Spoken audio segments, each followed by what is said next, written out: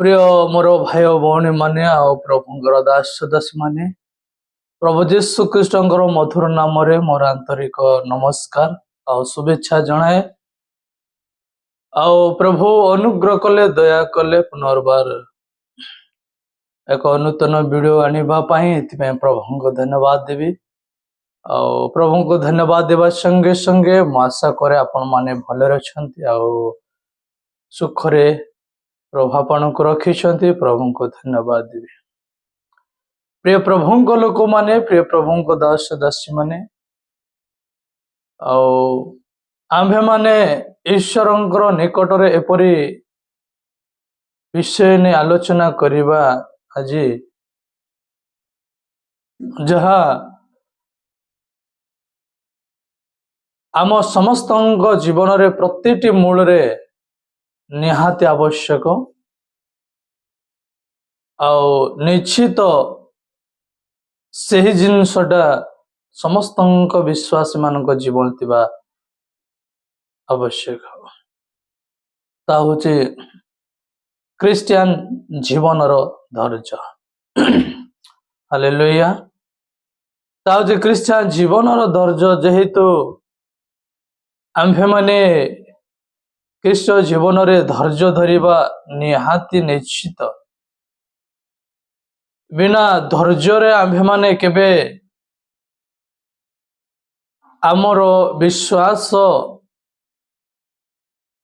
आमर जीवन रो शेष जाए केबे मध्य ख्रीष्ट सहित गमनागमन करिबा नाही। केवल धैर्य थिबा आवश्यक। एतिबाई सदा प्रभु पवित्र वाक्य याकूब अध्याय 1 अध्याय 2 रु 4 पदरे जेतेबेले आमे पठन करिबा एपरि मुख्य विषय आने। ए मोर भाई माने तुम्भे माने जेतेबेले नाना प्रकार परीक्षा रे पड़ो सेतेबेले ताहा केवल आनंद विषय बोली मने करो, कारण तुम्भे माने जानो जे तुम्भ मानकर विश्वास रो परीक्षा धैर्य जन्माए है।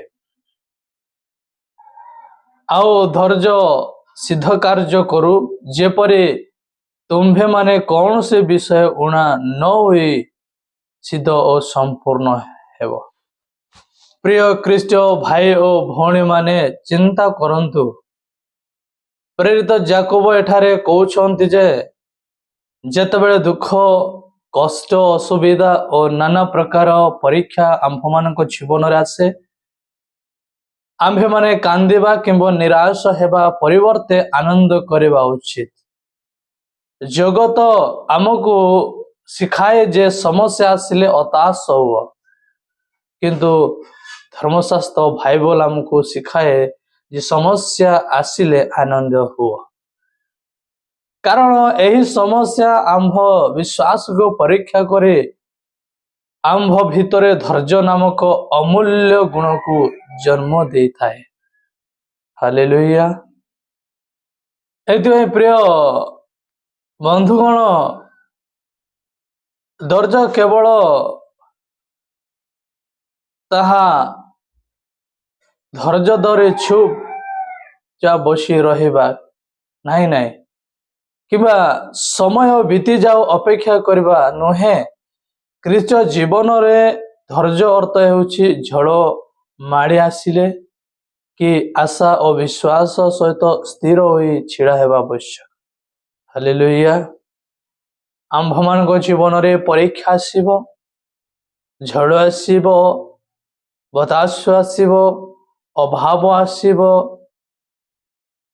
ताड़न आसीबो, विभिन्न प्रकार ख्रीष्ट जीवन रे एपरि कि समस्या गुड़िक आसीबो, किंतु धैर्य धरिबा।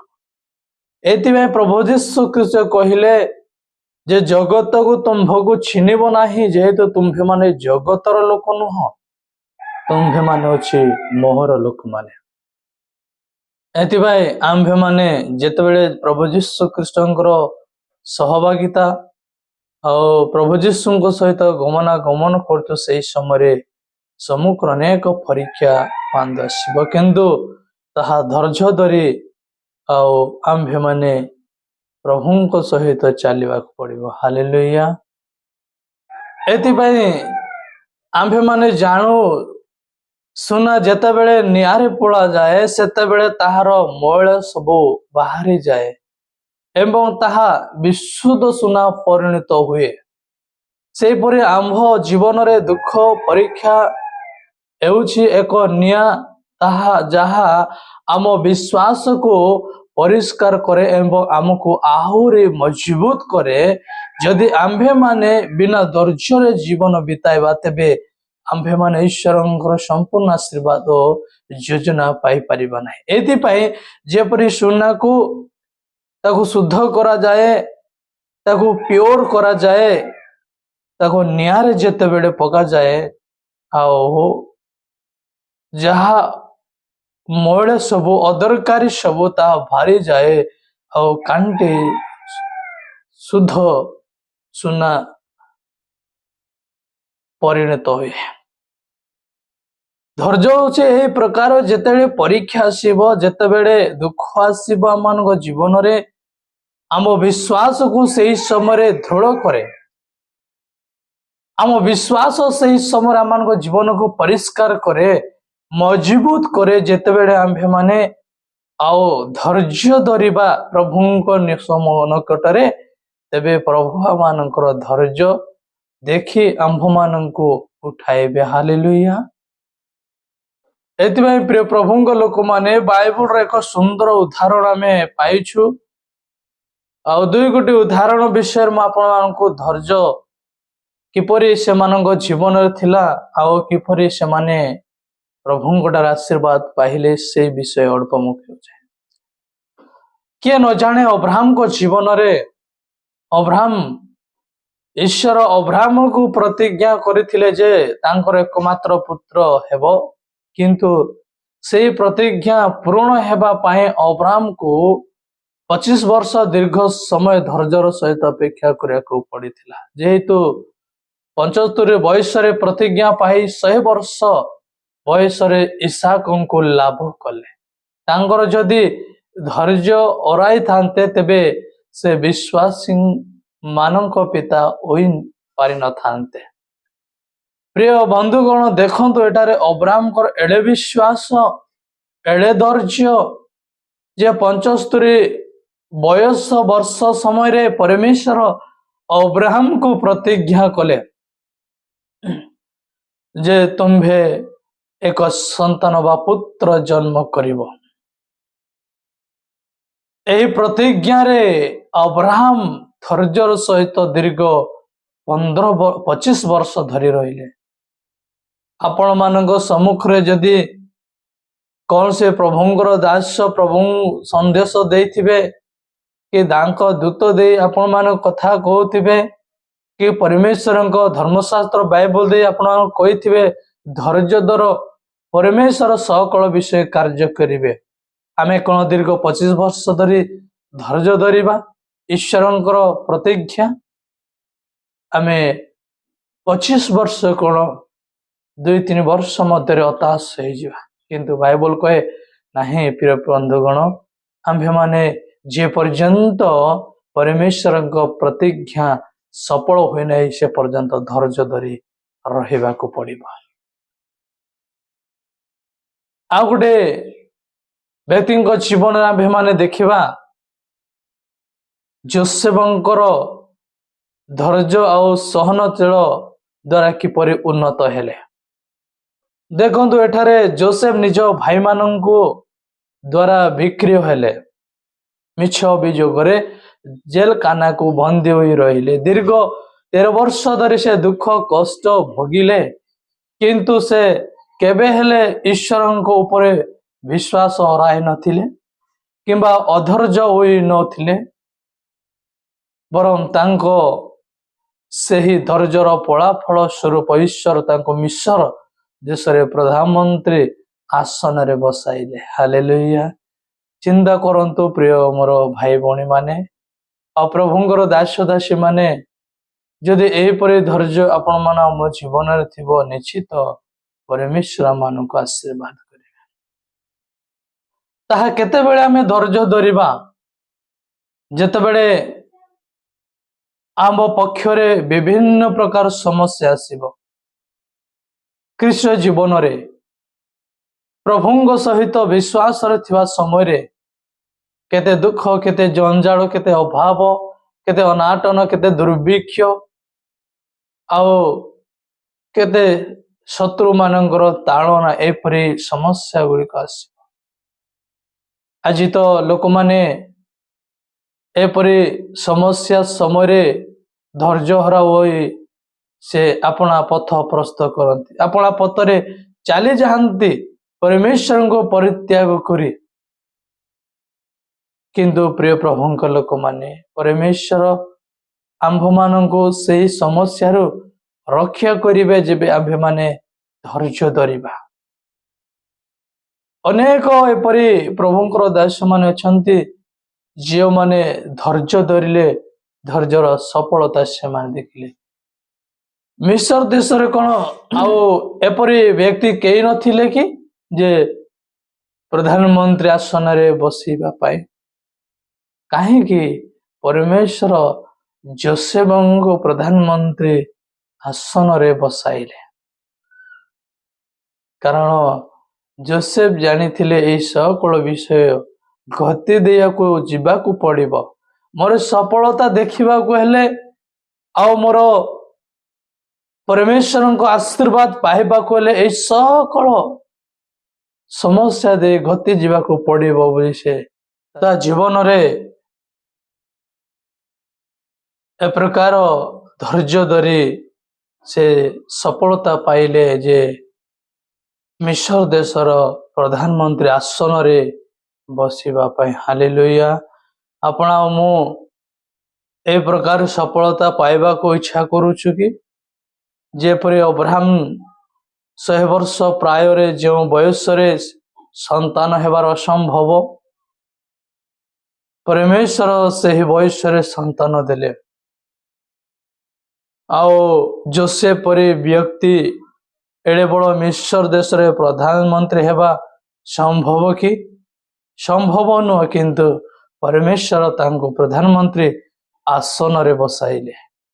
ଆମ୍ଭେମାନେ ଆସୁ ଆଜି ସେହି ଧୈର୍ଯ୍ୟ ଆପଣମାନେ ଆଉ ମୋ ଜୀବନରେ ପ୍ରଭୁ ଖ୍ରୀଷ୍ଟ ଜୀବନରେ ଧୈର୍ଯ୍ୟ ଥିବା ନିହାତି ଆବଶ୍ୟକ। ହାଲେଲୁୟା। ଏଥିପାଇଁ ମନେ ରଖନ୍ତୁ, ଧୈର୍ଯ୍ୟ ଯେତେ କଠିନ ହୁଏ ଈଶ୍ୱରଙ୍କ ପୁରସ୍କାର ସେତେ ମହାନ ହୋଇଥାଏ। ଏହା ଏକ ନିଗୂଢ଼ ତତ୍ତ୍ୱ ବିଷୟ ଆମେ ଜାଣିବା ଆବଶ୍ୟକ। ଯେତେବେଳେ ଆଉ ଧୈର୍ଯ୍ୟ ଯେତେ କଠିନ, ଅର୍ଥାତ୍ ଯେତେ ସମସ୍ୟା ଆସିଲେ ଆମେ ଯେତେ କଠିନ ଭାବରେ ଧୈର୍ଯ୍ୟ ଧରିବା, ବାଇବେଲ ଆମକୁ ଶିଖାଏ ସେତେ ଆଉ ଅଧିକ ଈଶ୍ୱରଙ୍କ ପୁରସ୍କାର ରହିଅଛି। ପ୍ରିୟ ପ୍ରଭୁଙ୍କର ଦାସ ଦାସୀ ମୋର ବନ୍ଧୁଗଣ, ଆପଣମାନେ ଧୈର୍ଯ୍ୟ ଧରିବାର ଶକ୍ତି ସମସ୍ତଙ୍କ ପାଖରେ ଥିବା ଆବଶ୍ୟକ। ମୁଁ ଆପଣମାନଙ୍କୁ ଏକ ସରଳ ଭାଷାରେ ଏକ କାହାଣୀ ମାଧ୍ୟମରେ ଆପଣମାନଙ୍କୁ ମୁଁ ଆଉ ବୁଝିବା ପାଇଁ ଚେଷ୍ଟା କରେ। ଦେଖନ୍ତୁ, ଏକ ବାଉଁଶ ଗଛର ରହସ୍ୟ। ଆପଣମାନେ ସମସ୍ତେ ତ ବାଉଁଶ ଗଛ ଦେଖିଥିବେ, ଆଉ ପ୍ରତ୍ୟେକ ଗାଁରେ ଗହଡ଼ିରେ କି ସହର ମଧ୍ୟରେ ବାଉଁଶ ଗଛ ଆମେ ଦେଖିବାକୁ ପାଉଛୁ। ଏଠାରେ ସେ ବାଉଁଶ ନେଇ ଗୋଟେ ଆମ ଜୀବନରେ ଧୈର୍ଯ୍ୟର ମହତ୍ଵ ବୁଝିବା ପାଇଁ ହିଁ ସାହାଯ୍ୟ କରିବ। ଦେଖନ୍ତୁ, ଆସନ୍ତୁ ଆଉ ଆମେ ଏ ବାଉଁଶ ଗଛର ରହସ୍ୟର କାହାଣୀ ବିଷୟକୁ ଯିବା। ଦିନେ ଜଣେ ବ୍ୟକ୍ତିଙ୍କ ଜୀବନରେ ନିରାଶ ହୋଇ ଈଶ୍ୱରଙ୍କୁ ନିକଟରେ ପ୍ରାର୍ଥନା କଲା, ଈଶ୍ୱର, ମୁଁ ପ୍ରାର୍ଥନା କରୁଛି, ପରିଶ୍ରମ କରୁଛି, କିନ୍ତୁ ମୋ ଜୀବନରେ କୌଣସି ସଫଳତା କିମ୍ବା ଆଶୀର୍ବାଦ ଦେଖା ଯାଉନାହିଁ। ମୁଁ କାହିଁକି ଏତେ କଷ୍ଟ ପାଉଛି? ଈଶ୍ୱରଙ୍କର ସେଇ ବ୍ୟକ୍ତିକୁ ଗୋଟିଏ ବଗିଚାକୁ ନେଇଗଲେ। ପରମେଶ୍ୱର जो व्यक्ति की प्रार्थना करथिले परमेश्वर से व्यक्ति को गोटे बगीचा को नहीं गले आउ दुईटी गछ देखाई गोटे पूर्ण गछ एवं अन्यटी बाउंस गछ परमेश्वर देखाइले आउ ईश्वर कहिले आउ जड़े व्यक्ति जेतबे दुईटी गछर मंजी बुणिला एवं प्रतिदिन पानी और सारा सार देला आउ प्रथमे आउ ईश्वर से व्यक्ति को कहिले ए दुईटी गछर मंजी निह एवं तुम्हें अपना बगीचा रे ताहा रोपण कर तापरे से नहीं रोपण कले प्रतिदिन पानी और सार देला प्रथम वर्ष रे पूर्ण गछटी सुंदर भावरे बड़ी घंच हो गला किंतु बाउंस गछर किछि भी बाहरिला नाही आउ द्वितीय वर्ष तृतीय वर्ष चतुर्थ वर्ष मध्य पानी दिगला पूर्ण गछ आहरी बड़ है किंतु बांस गछ मंजीरु कौन से अंकुर बाहरिला नाही किंतु पंचम वर्ष रे अर्थात से बांस बाहरिला अर्थात गछर एक सान माटी पाटे अंकुर बाहरिला एवं मात्र 6 सप्ताह अर्थात 42 दिन मध्य से बाउंसटी गछटी 90 फुट छता पर्यंत बढ़िला एठारे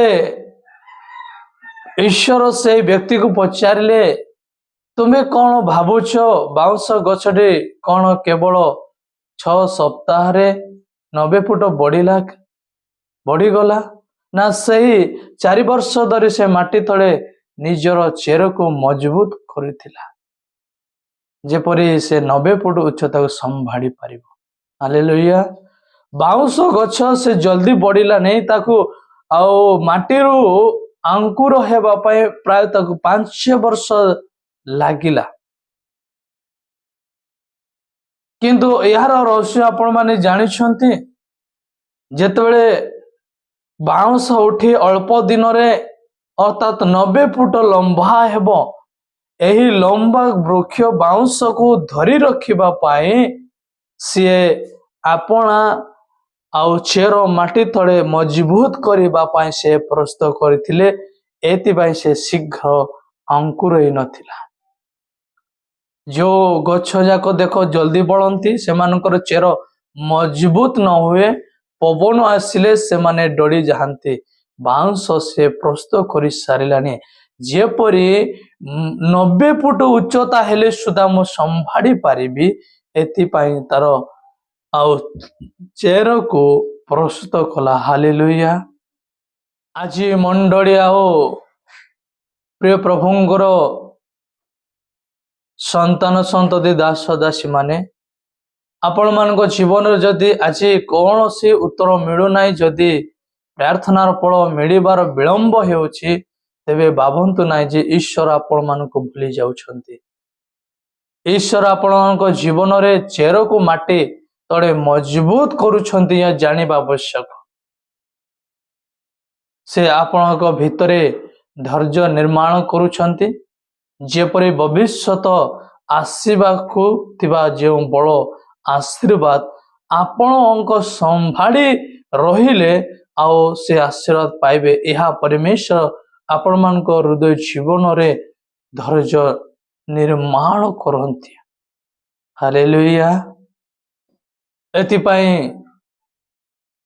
याकोब आम कहे धैर्य र शेषर फल सिद्ध संपूर्ण हेब आमे जेबे धैर्य धरिबा से अनेक लोक माने कहंती आओ धैर्यर फल केते स्वाद केते मीठा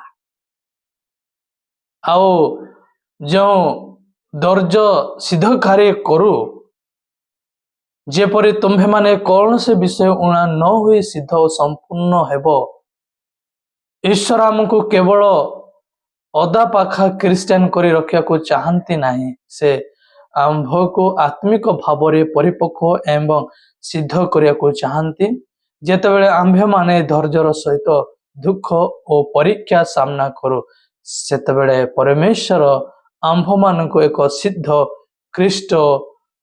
ଖ୍ରୀଷ୍ଟିଆନ କରିବା ପାଇଁ ପରମେଶ୍ୱର ଚାହାନ୍ତି।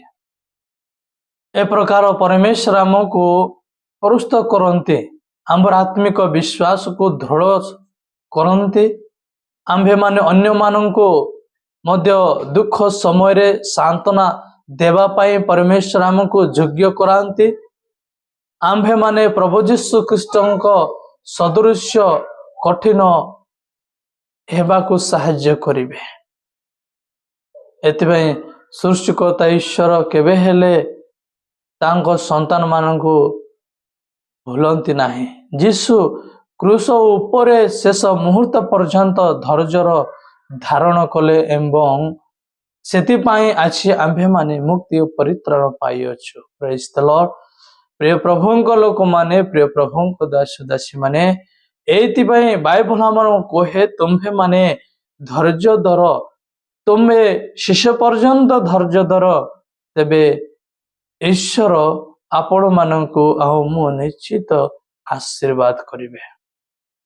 ପ୍ରିୟ ଭାଇ ଓ ଭଉଣୀମାନେ, ଆଜି ଆପଣମାନେ କେଉଁ ପରିସ୍ଥିତିରେ ଦେଇ ଗତି କରୁଛନ୍ତି? ନା ଆପଣମାନଙ୍କ ପରିବାରରେ କ'ଣ ଅଶାନ୍ତି ଚାଲିଛି? ନା ଆପଣମାନଙ୍କର ଚାକିରି କିମ୍ବା ବ୍ୟବସାୟ କ'ଣ ନିରାଶ ଆସୁଛି? କିମ୍ବା ଆପଣଙ୍କ ଶରୀରରେ କ'ଣ କୌଣସି ରୋଗ କଷ୍ଟ ଅଛି କି? ପ୍ରିୟ ବନ୍ଧୁଗଣ, ଆଜି ସଦାପ୍ରଭୁ ଆପଣମାନଙ୍କୁ କହୁଛନ୍ତି ଧୈର୍ଯ୍ୟ ଧର, ସାହସ ଧର, ଅପେକ୍ଷା କର। ଆପଣଙ୍କ ପ୍ରାର୍ଥନା ବ୍ୟର୍ଥ ହେବ ନାହିଁ, ବ୍ୟର୍ଥ ଯିବ ନାହିଁ। ପରମେଶ୍ୱର ନିଶ୍ଚିତ ଶୁଣିବେ। ଏଥିପାଇଁ ବିଶ୍ୱାସ ପରୀକ୍ଷା ଆମକୁ ଭାଙ୍ଗିବା ପାଇଁ ନୁହେଁ, ବରଂ ଆମକୁ ଗଢ଼ିବା ପାଇଁ ଆସିଛି। ଆପଣଙ୍କ ଆଖିରେ ଲୁହକୁ ଈଶ୍ୱରଙ୍କ ଆନନ୍ଦରେ ଗୀତରେ ବଦଳାଇ ଦେବେ। ଆମେ ଯେତେବେଳେ କାନ୍ଦି କାନ୍ଦି ଆମେ ପ୍ରାର୍ଥନା କରିବା, ଅଶ୍ରୁ ଢାଳି ତାଙ୍କ ଗୀତ ଗାନ କରିବା, ତାଙ୍କ ଉପସ୍ଥିତିକୁ ଆସିବା, ପରମେଶ୍ୱର ଆମ୍ଭମାନଙ୍କୁ ସେହିପରି ଦୁଃଖ ନୈରାଶ୍ୟ କ୍ରନ୍ଦନ ସମୟରେ ଈଶ୍ୱର ଆମକୁ ଆନନ୍ଦରେ ଗୀତରେ ବଦଳାଇ ଦେବେ। ହାଲେଲୁୟା। ଏଥିପାଇଁ ପ୍ରିୟ ପ୍ରଭୁଙ୍କ ଲୋକମାନେ, ମୁଁ ଆପଣମାନଙ୍କୁ କହେ, ଆଉ ଧର୍ମଶାସ୍ତ୍ର ବାଇବଲ ଆମମାନଙ୍କୁ ସମ୍ପୂର୍ଣ୍ଣ ବା ସ୍ପଷ୍ଟ ଭାବେ କହେ ଯେ ଧୈର୍ଯ୍ୟ ଧରିବା, ସାହସ ଧରିବା, ଆମ୍ଭେମାନେ ସେଇ ଧୈର୍ଯ୍ୟ ନିଶ୍ଚିତ ଭାବେ ଆଶୀର୍ବାଦ କରିବ ଆଉ ଆତ୍ମିକରେ ସୁଦୃଢ଼ କରିବ, ମଜବୁତ କରିବ, ପରିପକ୍ୱ କରିବ। ଏଥିପାଇଁ ଧୈର୍ଯ୍ୟ ଧରିବା ପ୍ରିୟ ବନ୍ଧୁଗଣ ନିଶ୍ଚିତ ନିହାତି ଆବଶ୍ୟକ ମାନଙ୍କ ଜୀବନରେ। ଆସନ୍ତୁ ଶେଷରେ ଆମେ କିପରି ପ୍ରାର୍ଥନା କରିବା ପ୍ରଭୁଙ୍କ ନିକଟରେ। ଏପରି ପ୍ରାର୍ଥନା କରିବା, ଏ ଆମ୍ଭମାନ ସ୍ୱର୍ଗସ୍ଥ ପିତା, ଆଜିର ଏହି ପବିତ୍ର ବାକ୍ୟ ପାଇଁ ଧନ୍ୟବାଦ ଦଉଛୁ। ଯେହେତୁ ଯାକୋବ 1:2-4 ବାକ୍ୟ ଆମ୍ଭକୁ ହୃଦୟରେ ମୁଦ୍ରାଙ୍କିତ ହେଉ, ଆମ୍ଭ ଜୀବନକୁ ଆସୁଥିବା ନାନା ପରୀକ୍ଷାର ବିଭିନ୍ନ ପ୍ରକାର ଦୁଃଖ ସମସ୍ୟା ସମୟରେ ଆମକୁ ଧୈର୍ଯ୍ୟ ଧାରଣ କରିବା ପାଇଁ ଶକ୍ତି ଦିଅ। ଆମେ ଯେପରି ନିରାଶ ନ ହୋଇ ତୁମ ପ୍ରତିଜ୍ଞା ଉପରେ ବିଶ୍ୱାସ ରଖି ସ୍ଥିର ହୋଇ ରହିପାରୁ। ପ୍ରତିଟି ଭାଇ ଓ ଭଉଣୀମାନଙ୍କୁ ତୁମର ଆଶୀର୍ବାଦ ଓ ଶାନ୍ତିରେ ପୂର୍ଣ୍ଣ କର। ସମସ୍ତ ଗୌରବ ମହିମା ତୁମକୁ ଦେଉ। ଏହି ପ୍ରାର୍ଥନା ଆମ୍ଭର ମୁକ୍ତିକର୍ତ୍ତା ପ୍ରଭୁ ଯୀଶୁ ଖ୍ରୀଷ୍ଟଙ୍କ ନାମରେ ମାଗୁଛୁ, ଆମେନ୍। ପ୍ରିୟ ପ୍ରଭୁଙ୍କ ଲୋକମାନେ, ପ୍ରଭୁ ଆପଣଙ୍କୁ ଆଶୀର୍ବାଦ କରନ୍ତୁ। ପୁନର୍ବାର ଏହି ଧୈର୍ଯ୍ୟ ବିଷୟ ଆପଣମାନେ ଶୁଣିଲେ, ପ୍ରଭୁ ନିଶ୍ଚିତ ଆପଣମାନଙ୍କୁ ଆଶୀର୍ବାଦ କରନ୍ତୁ। ଆଉ ପୁନର୍ବାର ମୋର ଚ୍ୟାନେଲକୁ ସେୟାର କରନ୍ତୁ, କମେଣ୍ଟ କରନ୍ତୁ, ସବସ୍କ୍ରାଇବ କରନ୍ତୁ। ଆପଣମାନେ ଯେପରି ନୂଆ ନୂଆ ଭିଡ଼ିଓ ସଙ୍ଗେ ସଙ୍ଗେ ଅନ୍ୟମାନଙ୍କ ମଧ୍ୟରେ ଭିଡ଼ିଓ ପହଞ୍ଚିବ, ସେମାନେ ଆଉ ପ୍ରଭୁ ଯୀଶୁ ଖ୍ରୀଷ୍ଟଙ୍କ ମଧ୍ୟରେ ଆମେ ଏପରି ଧୈର୍ଯ୍ୟ ଧରିଲେ ପ୍ରଭୁ ଆଶ୍ଚର୍ଯ୍ୟ କାର୍ଯ୍ୟ କରନ୍ତି ବୋଲି ସେମାନେ ଜାଣି ବିଶ୍ୱାସ କରିବେ, ମନ ପରିବର୍ତ୍ତନ କରିବେ ଆହୁରି ପ୍ରଭୁଙ୍କର ସହଭାଗିତାରେ ସେମାନେ ଆହୁରି ବଢିବେ। ଏଥିପାଇଁ ପ୍ରଭୁ ଆପଣମାନଙ୍କୁ ଆଶୀର୍ବାଦ କରନ୍ତୁ। ମୁଁ ରହିଲି, ସମସ୍ତଙ୍କୁ ମୋର